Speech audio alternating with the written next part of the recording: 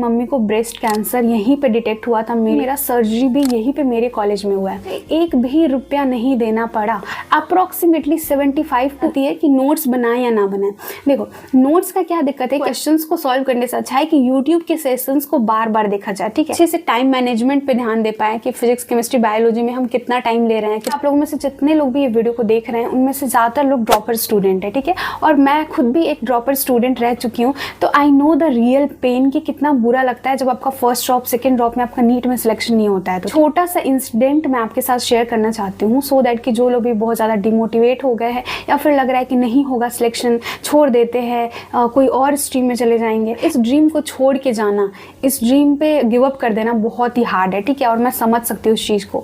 तो मैं आपको मोटिवेट करने के लिए एक छोटा सा आपके साथ एक किस्सा शेयर करना चाहूँगी अपनी रियल लाइफ से रिलेटेड। कि जब मेरा यहाँ मेरे मेडिकल कॉलेज में एडमिशन हुआ, ठीक है, फर्स्ट ईयर में आपको पता होगा कई लोगों को कि मेरी मम्मी को ब्रेस्ट कैंसर यहीं पे डिटेक्ट हुआ था मेरे ही कॉलेज में। तो फर्स्ट ईयर मेरा पूरा ही ऐसा निकला कि मम्मी की पूरा साल मम्मी का इलाज चलते रहा एंड सब चीज़ें थोड़ी सी उतनी अच्छी नहीं रही मेरी फर्स्ट ईयर, ठीक है। जब मेरा सेकेंड ईयर आया तो सेकेंड ईयर में क्या हुआ कि मुझे खुद ही मेरा गॉल ब्लैडर में स्टोन डिटेक्ट हो गया, ठीक है, और आप लोगों में से बहुत सारे लोगों को पता भी होगा कि मेरा सर्जरी भी यहीं पे मेरे कॉलेज में हुआ है। तो मैं आपको यहाँ से ये चीज़ बताना चाहती हूँ कि देखो लाइफ इज सो अनप्रिडिक्टेबल, आपको नहीं पता कि आपके लाइफ में कब क्या हो जाए, ठीक है। यहाँ पे सर्जरी हुई मेरे ही कॉलेज में तो मुझे एक भी रुपया नहीं देना पड़ा। और आपको मैं बता दूँ मेरा टोटल अमाउंट जो यहाँ पे सर्जरी में लगा है वो अप्रोक्सीमेटली 75 to 80,000 रुपीज़ है।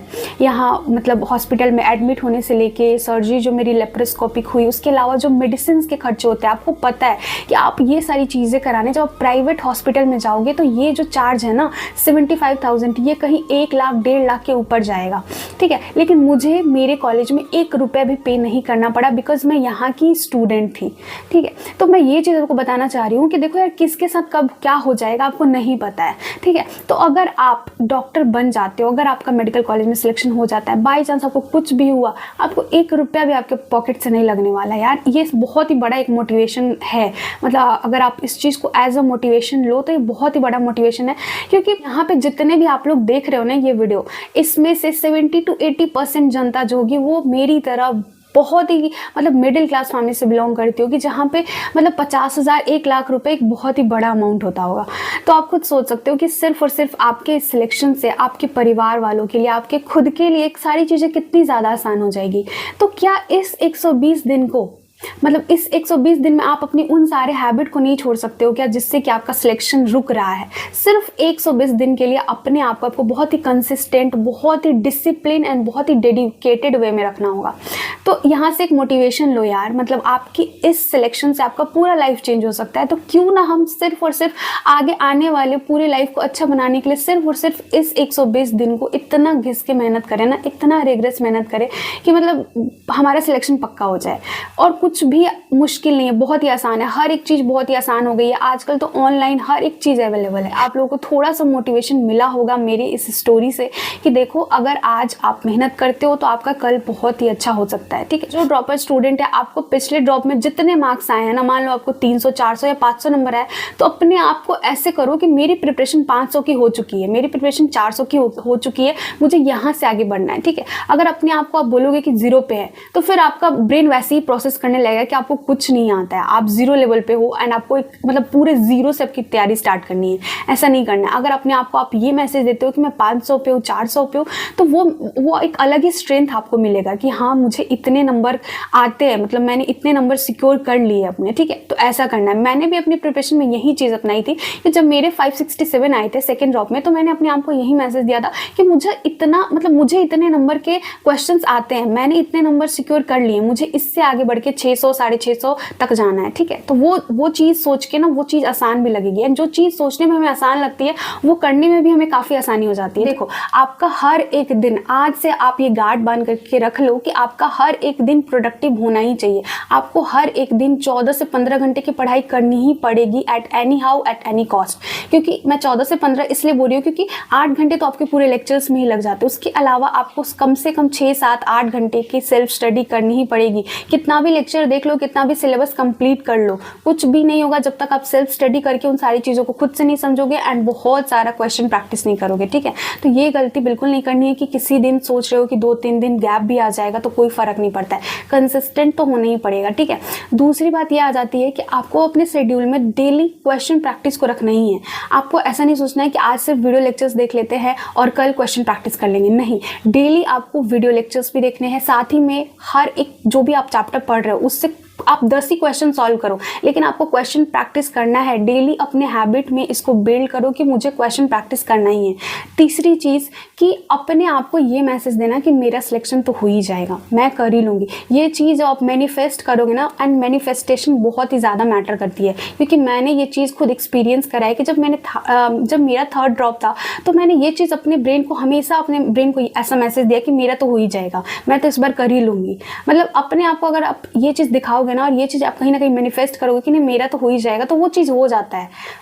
और ऐसे ही होता है। तो अपने आप को जितना कम हो सके निगेटिव मैसेज उतना कम भेजो और अपने ब्रेन को हमेशा ऐसा सिग्नल करो कि नहीं मेरा हो जाएगा, मैं कर लूँगी। ठीक है, तो ये 3 चीज़ आपको एकदम से अपने डेली हैबिट में रखना ही है। Be productive, daily question practice रखो एंड अपने आप को थोड़ा सा मैनिफेस्ट कराओ यार, एंड चीज़ों को विजुअलाइज कराओ कि नहीं मेरा हो जाएगा।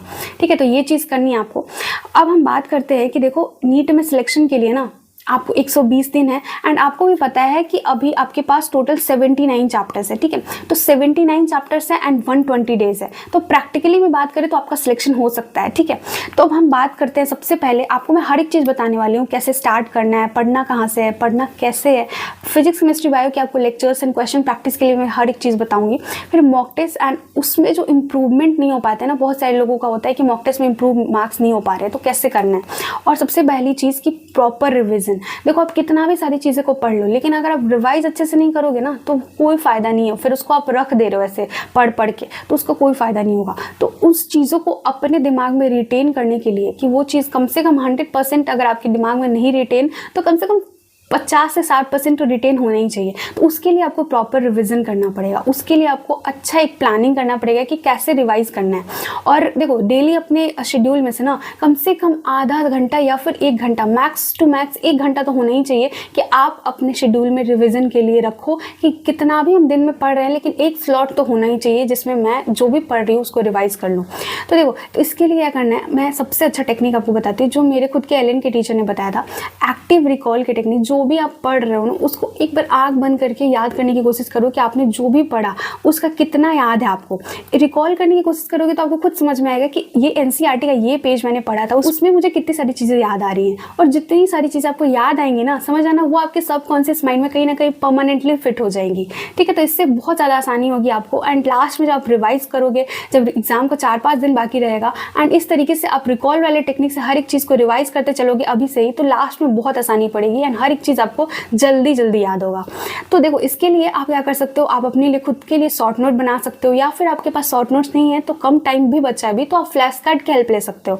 मान लो कि इस फ्लैश कार्ड में ये सारी इन्फॉर्मेशन दी हुई है एंड अगर इन इन्फॉर्मेशन को आप डेली रिवाइज करो, डेली याद करो, तो ये सारी इन्फॉर्मेशन आपके दिमाग में सबकॉन्शियसली फिट होती चली जाएंगी।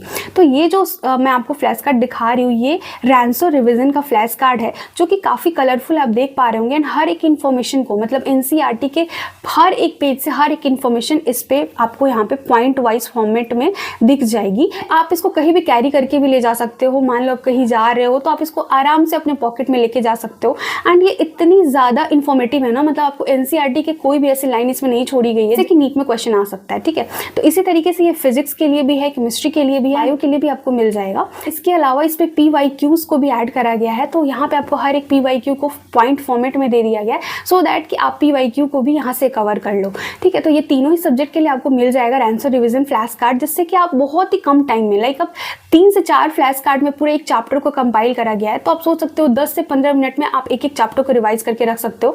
एंड इस तरीके से अगर फास्ट रिवाइज करोगे ना अभी से ही, तो लास्ट में चल के बहुत ही आसान हो जाएगा। आप हर एक चैप्टर को, लाइक मान लो कि आपका फिजिक्स का 10 चैप्टर है, उसको ईजिली 1 से 1.5 घंटे में रिवाइज कर सकते हो। तो इन फ्लैश कार्ड को अभी से ले लो, अभी से इससे रिवाइज करना स्टार्ट कर दो सो दैट कि लास्ट के लिए आपको बहुत ही आसान हो जाए।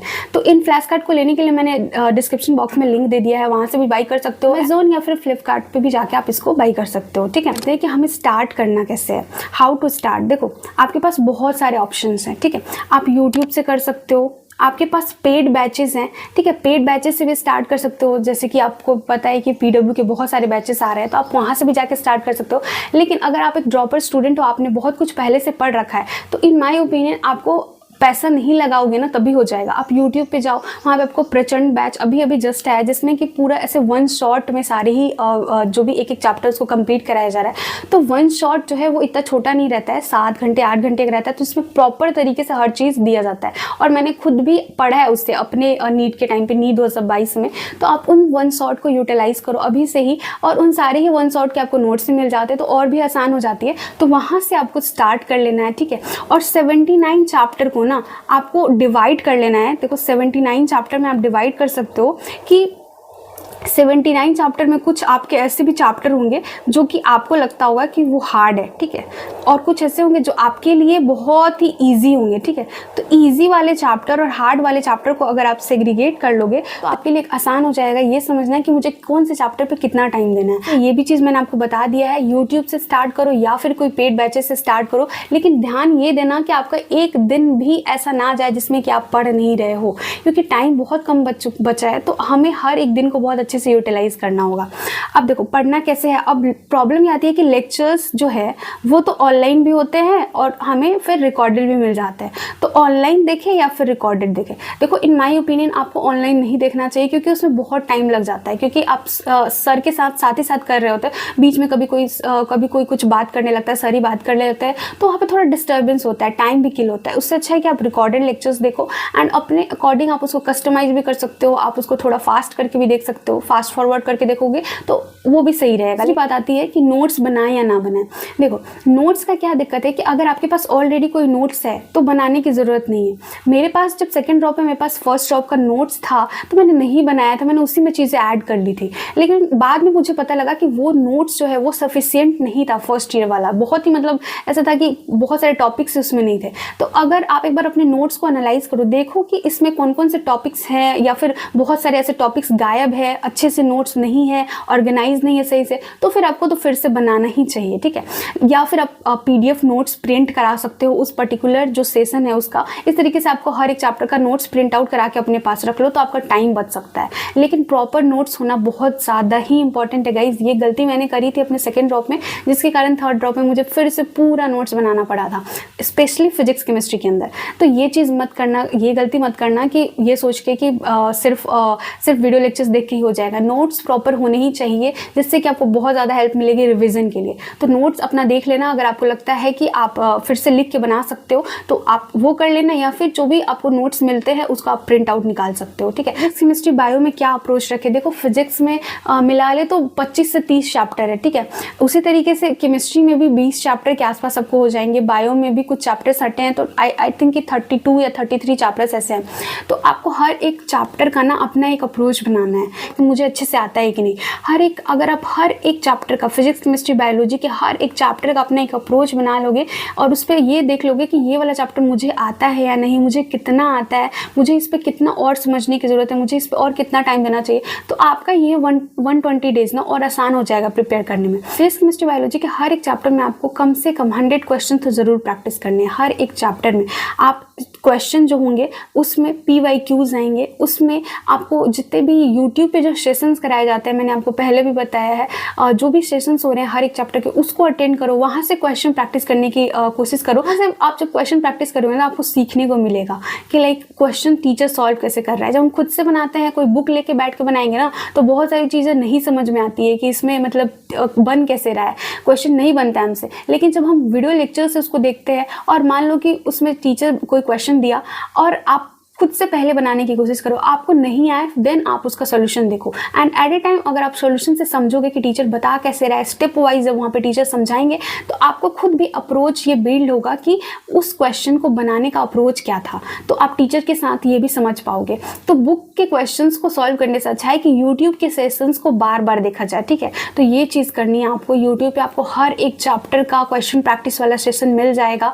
मैंने पहले भी बताया, फिर बता रही हूँ, आपको सिर्फ और सिर्फ सर्च करना रहता है जाके, जो भी चैप्टर के क्वेश्चन को आपको प्रैक्टिस करना है। इवन बायोलॉजी के भी मिल जाते हैं, तो वहाँ से करो, बहुत ही बेटर रहेगा। बहुत अच्छे से आप हर चीज़ को समझ पाओगे और ज़्यादा अच्छे से आपको हर एक क्वेश्चन को सॉल्व करने आएगा, उसका अप्रोच आपको अच्छे से समझ आएगा, तो वो बहुत ज़्यादा इंपॉर्टेंट है।